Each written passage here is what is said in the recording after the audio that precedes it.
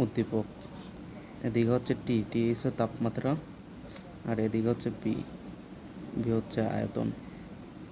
এখন যখন তাপমাত্রা 50 কেলভিন তখন হচ্ছে আমার এই আয়তন 2 ঘন সেন্টিমিটার।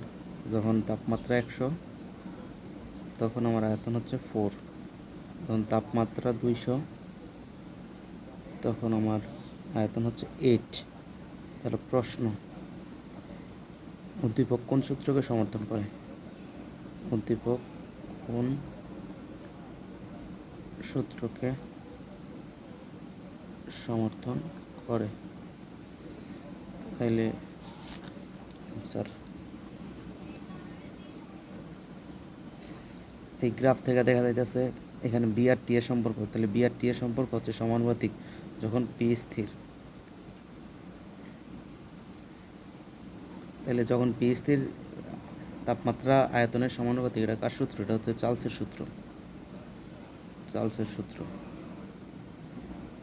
তাহলে চার্লসের সূত্র বি টি যখন পি স্থির, যখন পি স্থির।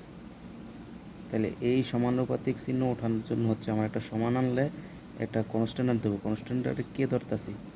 ধ্রুবক। এই ধ্রুবকটারে আমরা কে ধরতাছি? তাহলে কে সমান দাঁড়াইতেছে কি? B, B by T. তাহলে যে গ্রাফটা রাখছিলাম এদিকে টি রাখছি, এদিকে বি রাখছি। যখন 50 এদিকে, তখন এদিকে মান ছিল আমার 2। তাহলে কে এর মান কত হইব? 50 2, 1/25। আবার এদিকে যখন 100 ছিল তখন এদিকে ছিল হচ্ছে আমার এই 4। তাহলে আবার কে সমান?